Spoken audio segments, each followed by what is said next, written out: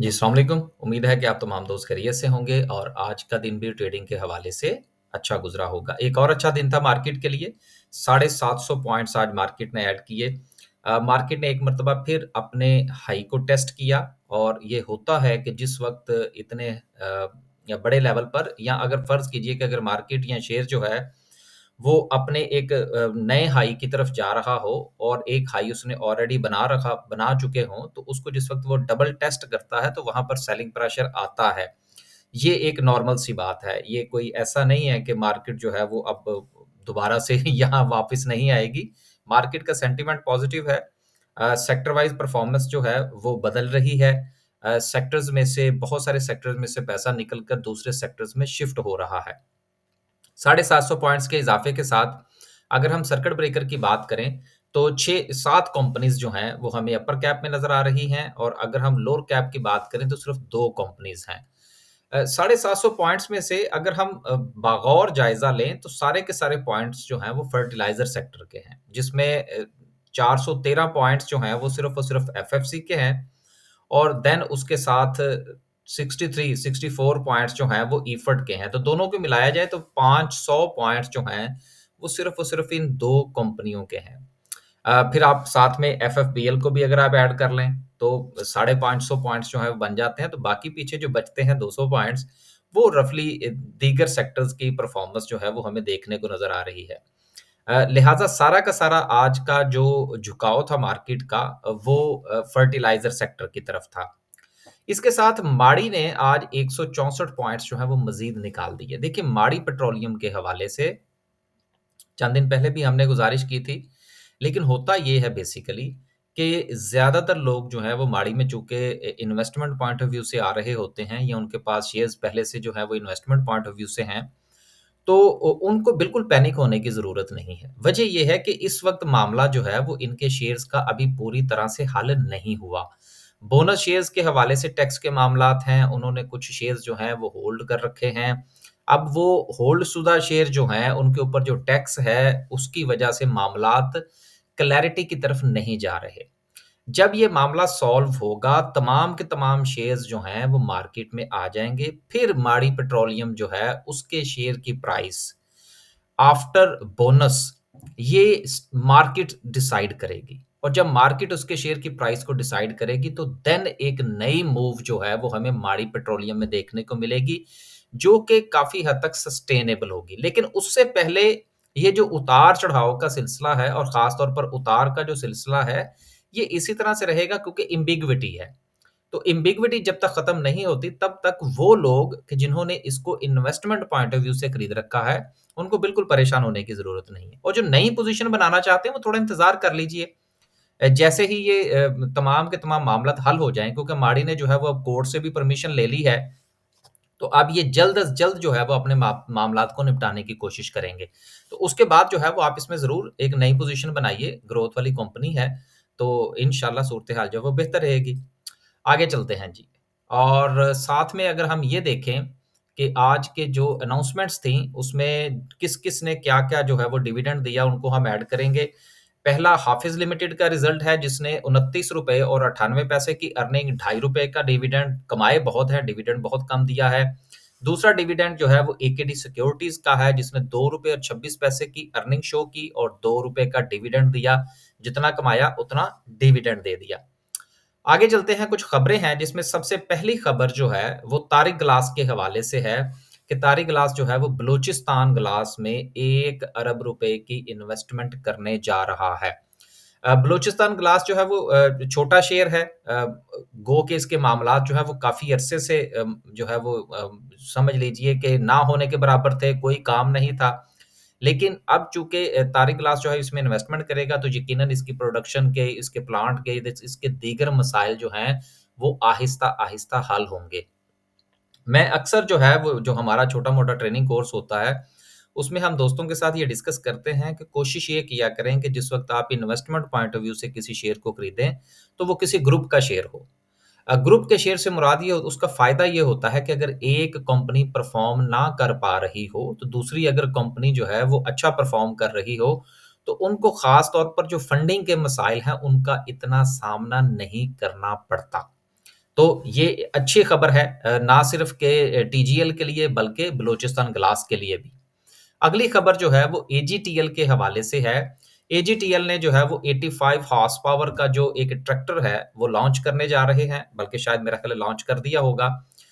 इससे यकीनन इनकी सेल्स के जो है वो मसाइल बिल्कुल, पहले जो है वो चूंकि इनके पास रेंज थी, अब रेंज बढ़ जाएगी, सेल्स बढ़ेंगी और इनकी प्रॉफिटेबिलिटी में भी इजाफा होगा। साथ में आप एक चीज ये भी जहन में रखिएगा कि रफली मेरा ख्याल है गुज़िश्ता 2 साल से इन्होंने डिविडेंड नहीं दिया।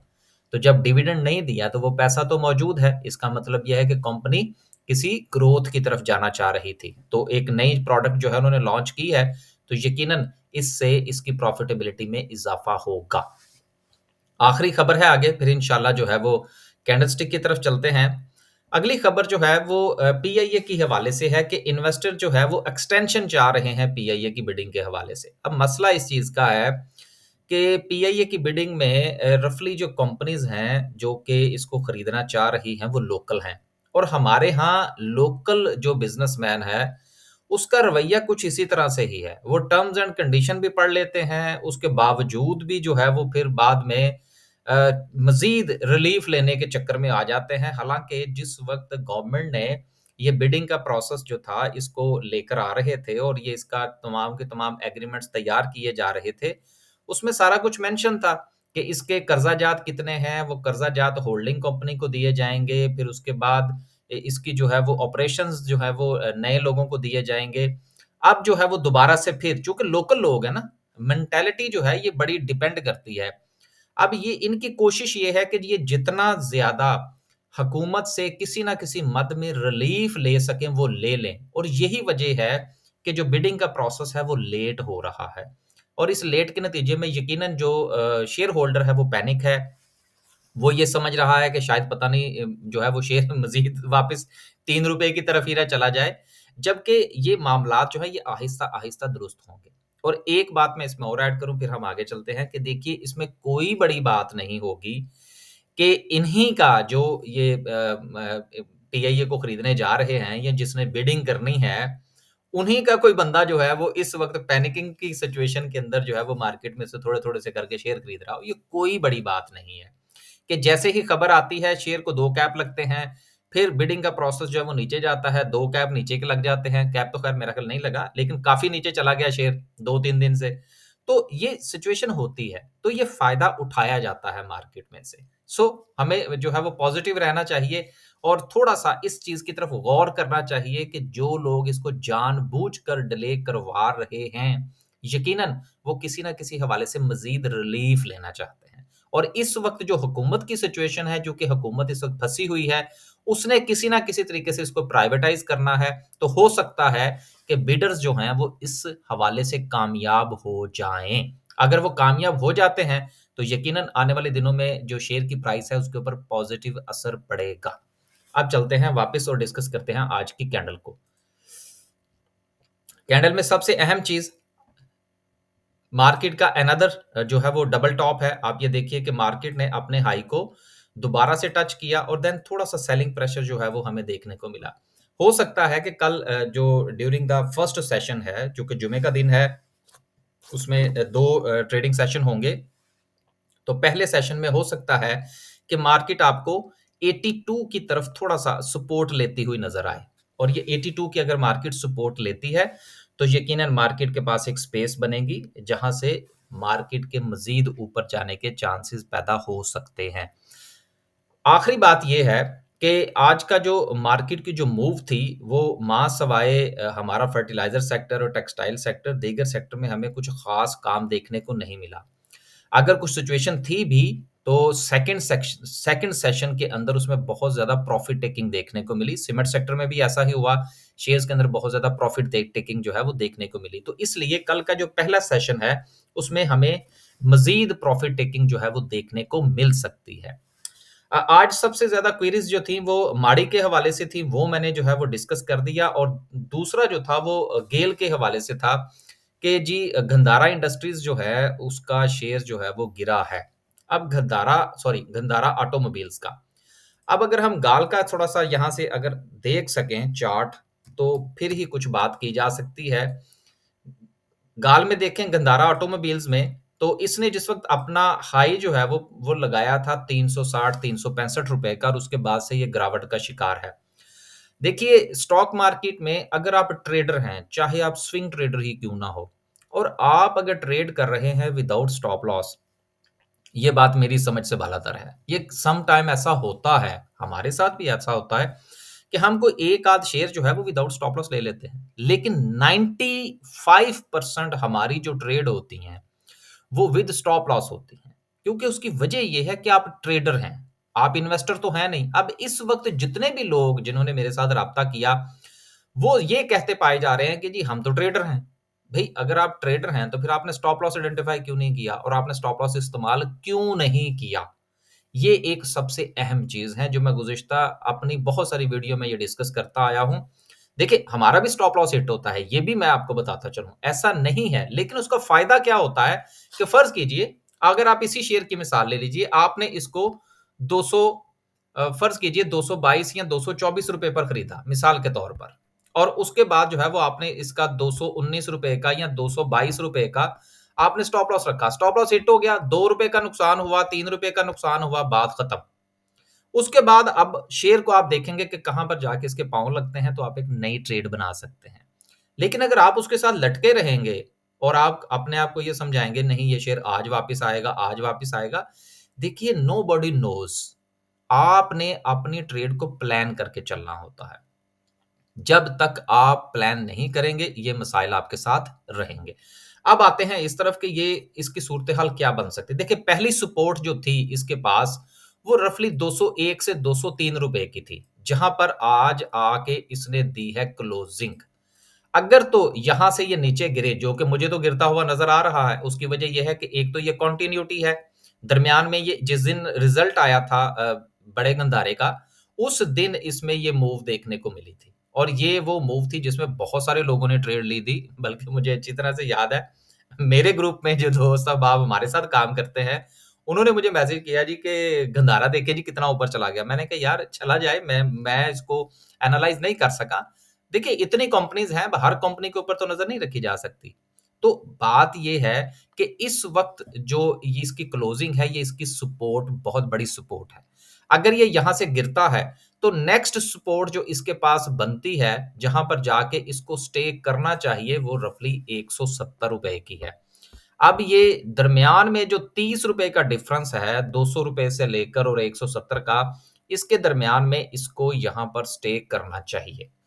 तो जिन दोस्तों के पास है, वो अपना-अपना फैसला कीजिए कि उन्होंने क्या करना है। अभी तक की जो सूरत-ए-हाल है, उसमें अगर आप थोड़ा-सा ये गौर करें कि वॉल्यूम क्या कह रहा है, तो वॉल्यूम में भी आप ये देखें कि वॉल्यूम में इंक्रीज़ है, वॉल्यूम कम नहीं हुआ। गुज़िश्ता 4 सेशन से 1, 2, 3, 4 चारों सेशन से अगर आप देखें तो 1, 2, 3, 4 4 सेशन हैं जिसमें ये नीचे जा रहा है और उसमें वॉल्यूम कम नहीं हो रहा।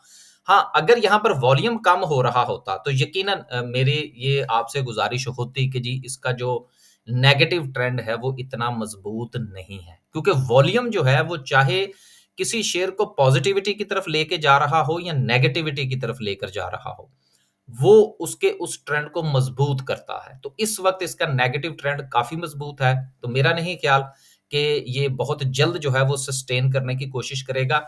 ये जो इसकी एक रेंज है, ये ₹30 की, इसमें इसको स्टे करना चाहिए और जब ये इसमें स्टे करे, तो इसमें आप अपने आप को एवरेज आउट कर सकते हैं, लेकिन वो डिपेंड करता है कि आप किस पॉइंट ऑफ व्यू से, ट्रेडिंग पॉइंट ऑफ व्यू से हैं या कि आप इन्वेस्टमेंट पॉइंट ऑफ व्यू से हैं। हम किसी को ना बाय का कह रहे हैं, ना सेल का कह रहे हैं, ये सिर्फ़ आपके साथ लेवल आइडेंटिफ़ाई किए जा रहे हैं, जो दोस्तों ने पूछे थे।